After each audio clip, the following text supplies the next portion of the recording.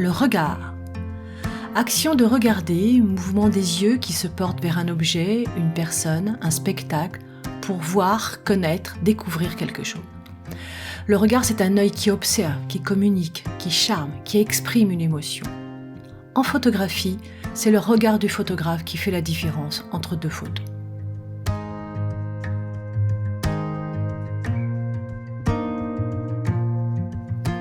Le regard du photographe est unique. Il se nourrit de son vécu et de sa sensibilité. L'important n'est pas de savoir si vous avez le bon appareil, l'important, c'est ce que vous voyez, comment vous le voyez, et ce que vous voulez raconter. Le dispositif œil-cerveau recompose en permanence la perception. Vous prenez un ensemble de photographes, vous leur donnez le même champ d'action, une rue par exemple, un sujet, un objectif, et vous obtiendrez autant de photos différentes qu'il y a de photographes. Bien sûr que la connaissance de son matériel, quel qu'il soit, appareil photo, téléphone portable, caméra, est importante. Mais ce n'est pas le plus important. Il ne suffit pas juste d'appuyer sur le déclencheur.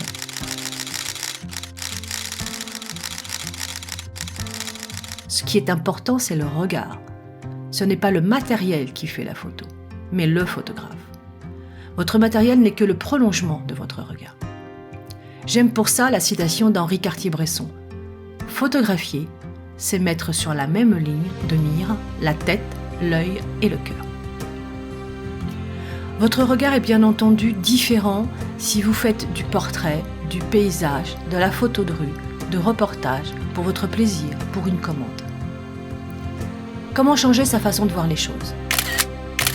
En changeant son angle de vision. Pour cela, il suffit de changer certains paramètres. La notion de l'heure. Une photo d'un même endroit réalisée à des heures différentes donnera des couleurs différentes. La notion de saison. Une photo d'un même lieu en hiver, au printemps, en été ou en automne prendra une atmosphère différente. La notion d'angle de vision.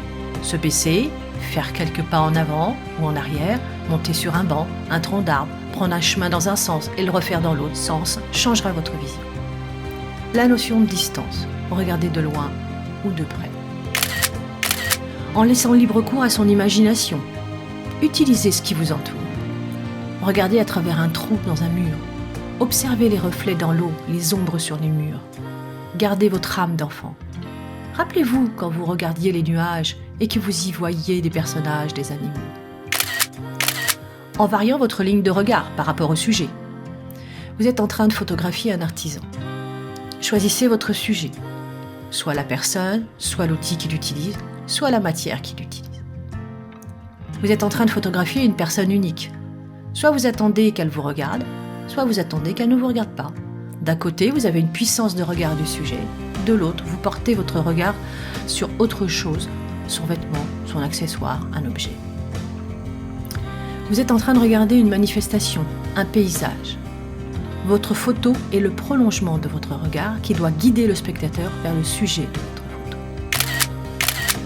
En cultivant son regard, allez voir des expositions photographiques, de peinture, de sculpture.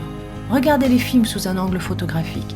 Aiguisez votre regard en prenant en photo des sujets que vous n'aimez pas. Sortez de votre zone de confort. Ne vous arrêtez pas au qu'en dira-t-on. Photographiez tout ce qui vous passe par la tête.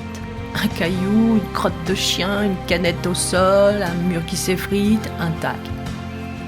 Explorez le monde. Prenez le temps de regarder autour de vous, d'observer et photographier, recommencer, répéter, réessayer, varier, continuer, persévérer, tout en gardant votre âme d'enfant et votre passion, en partant à la découverte. D'autres paramètres rentrent dans la création d'une photographie, la composition, le cadrage. Mais cela fera partie d'autres podcasts.